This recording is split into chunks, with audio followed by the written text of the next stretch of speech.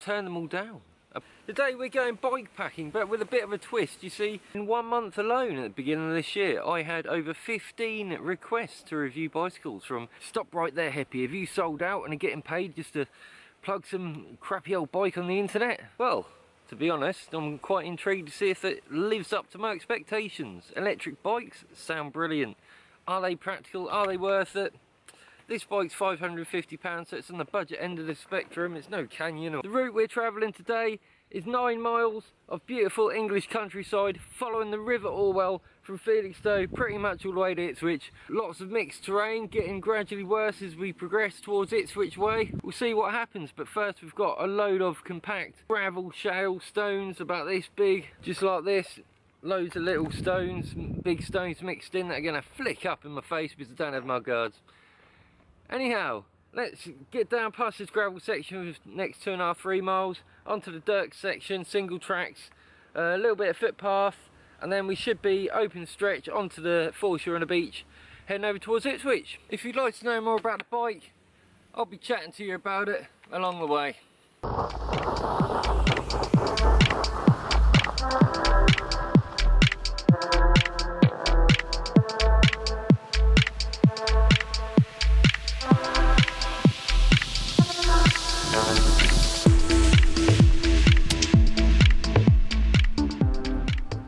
This bike has 2 modes. It has one with just the throttle, so it can pull back the throttle. Whoa!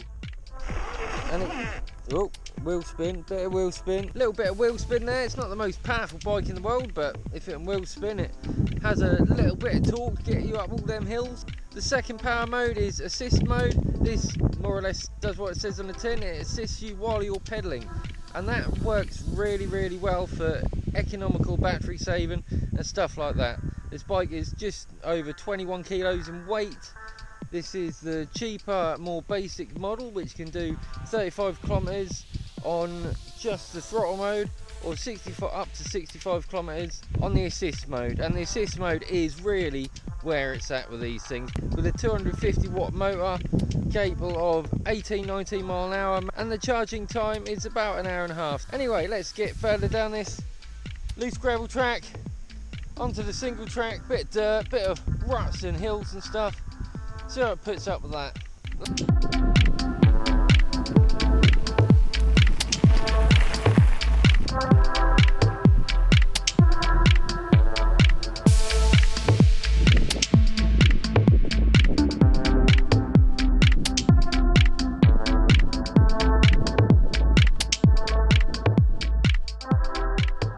We're now about to stop some dinner.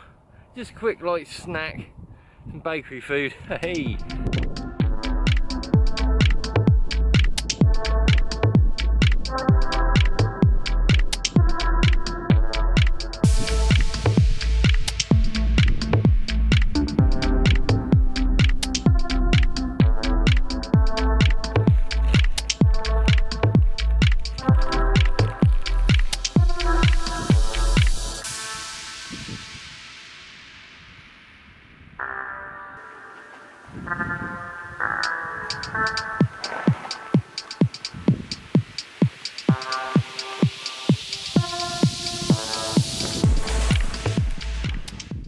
First of all, we're going to start on the hard compact stuff. Shouldn't be a problem, it's a mountain bike. Right, so that was nice and easy. Nothing overly complicated with that. Let's try this looser stuff.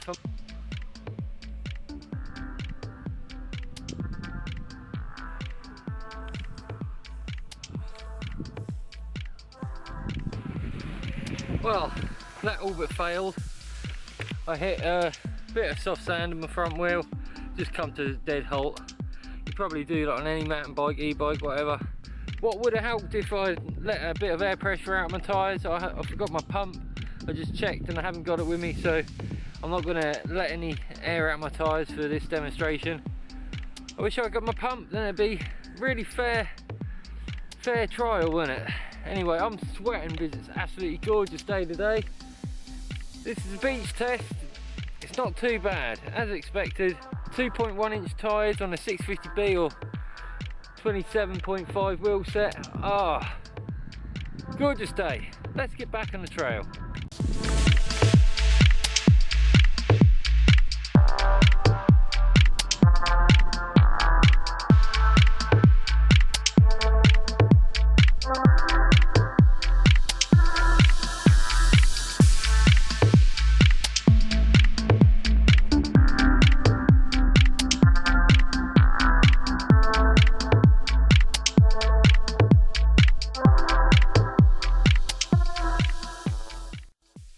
So far we've done 7.5 miles and the battery's completely flat. This is quite odd really, because about 3 nights ago I went camping with my friend Sean up in my regular woodland over near Ipswich. That's 9 miles away from my house, well 9.25 miles away from my house. This bike lasted on one full charge on assist mode all the way 9.25 miles to the woods, and on the way back I didn't even pedal once. I just used the throttle all the way back 9.25 miles to Felixstowe, and it still had a bit more gas left in it. So anyhow, I'm going to be cycling another 1.5 miles down the road to my final resting place. Well, not my final resting place, but the one for tonight. The bike itself is an Eleglide M1. It's a battery assisted bicycle which works both through the assist mode via you pedalling, or you can opt to use just the throttle, no pedalling at all, just twist and go. As for the wheels, they're based around a 650B or 27.5 wheel size. As for the tyres, they're 2.1 inch, which has more than enough capability for the majority of people going both on or off-road. And overall the gearing is very basic, the Tawny TZs more or less a standard now. As for stopping power, this bike's kitted out fully with cable actuated disc brakes, which work just like any other bike, with a left shifter for the front mech and the right hand shifter for the rear. Handlebar control box that controls the whole bike. I'll just go and switch on it at the battery, see if it's got any power at all. Yep, oh, it's now flashing at me. Different levels of assist mode and throttle mode. I always like to crack it up like that. And if you're actually going along at a certain speed, you can press and hold this for, I think it's 5 to 7 seconds, something like that, and it'll actually use cruise control, so you don't have to pedal or hold the throttle. At the top you have the battery indicator and the light on the front of the bike. I just turn that on, and it may not look that much right now, but at night time it is actually very, very efficient. You can swivel and tilt it wherever you desire. If you've got a keen eye for details, you may notice that I've actually got 2 different grips on this bike, one on the left, one on the right.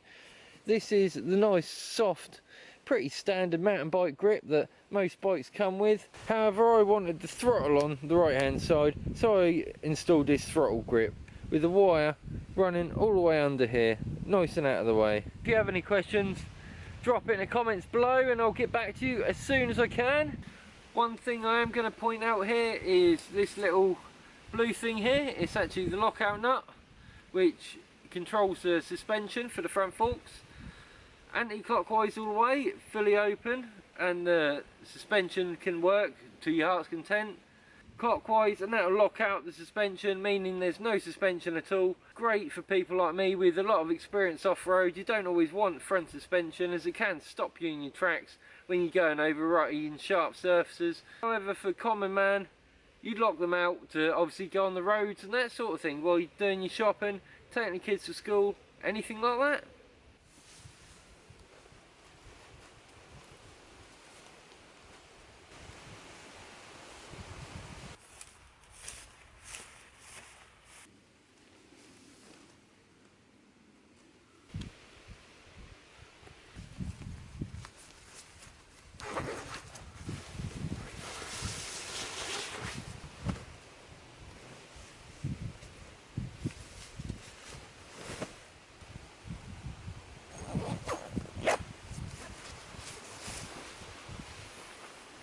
I'll take you through my munch for this evening.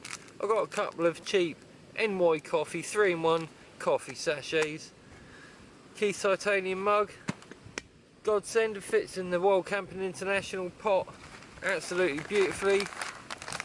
For food, on these micro overnight adventures I typically like to take with me, and for snacks obviously on longer adventures, these dehydrated sachets. This one's a sweet and sour flavour noodle, and this one is a tomato and herb flavour pasta. Absolutely awesome, you can't go wrong with them. I think they were about 35p maybe at the most.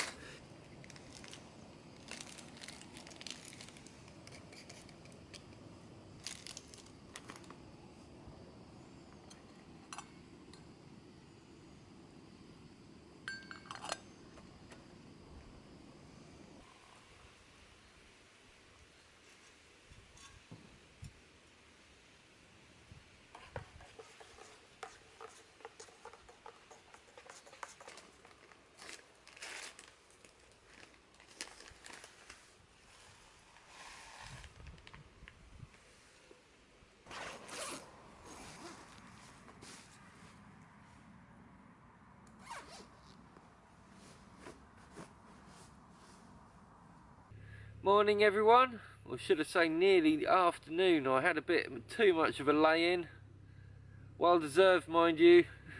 It's another beautiful day here in sunny old Suffolk. I'll just make myself a cup of coffee off camera quickly, and then I'll give the bike a check over, see if there's anything loose on it, because it did take a bit of a hammering yesterday.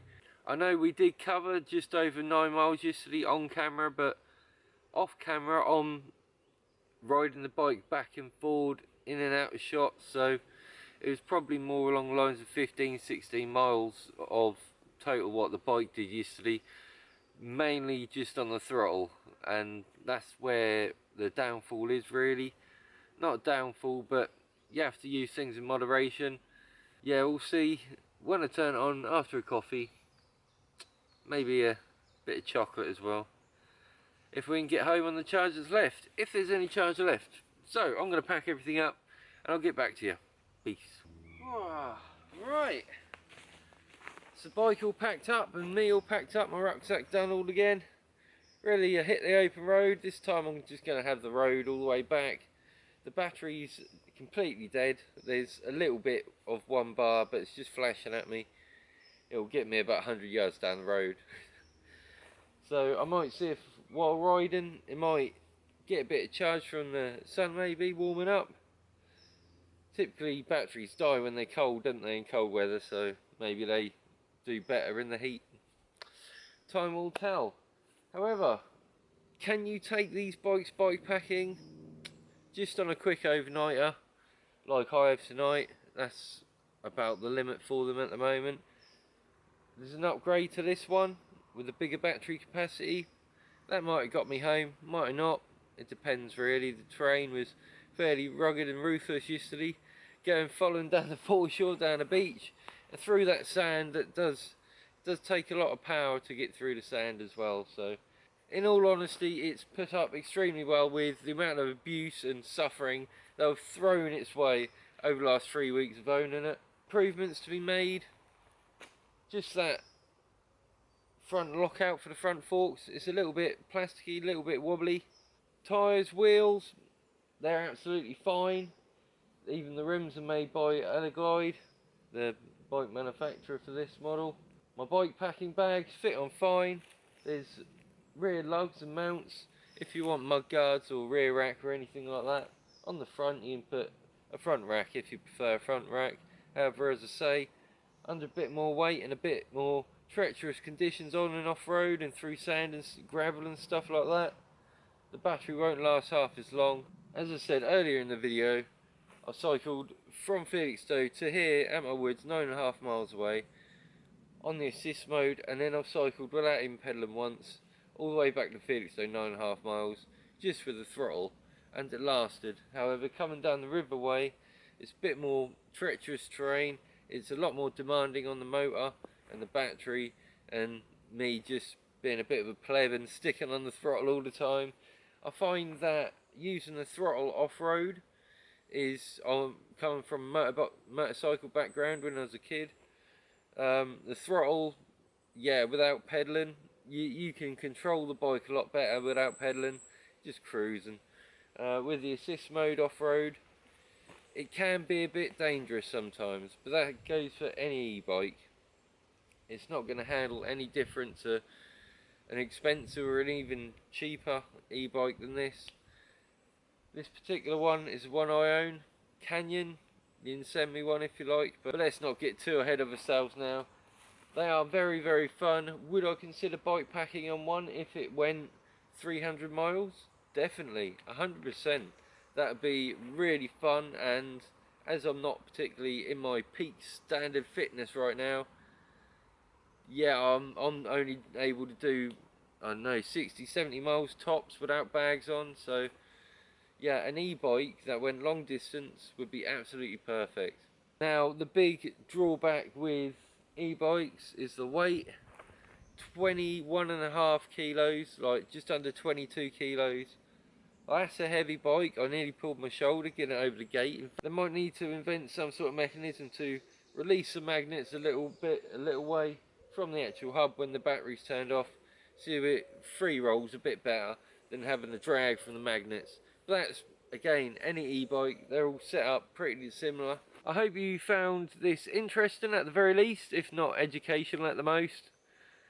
Yeah, it's lived up to my expectations of an e-bike.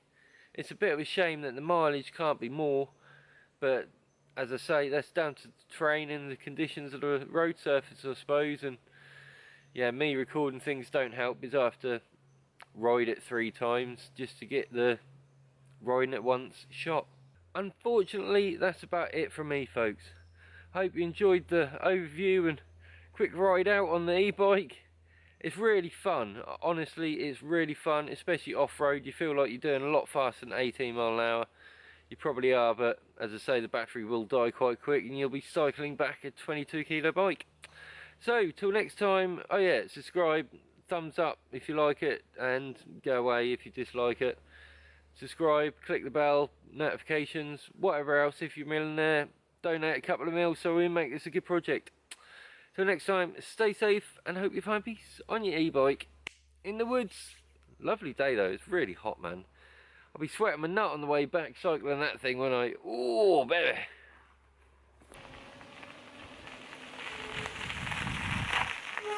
If you like more details on this bike, you can check the link out in the description box below, or you can stay tuned to the entirety of this video, because I'm going to be chatting to you about it and how it performs, and if it does or does not live up to my expectations. Never having rid an e-bike before this one. So far it's looking good, but will the battery last over 18 miles? I'm not sure. The limit says about 35 kilometers, roughly 24-25 miles. Let's see how well it copes. Full gas. That was a bit too much, that was.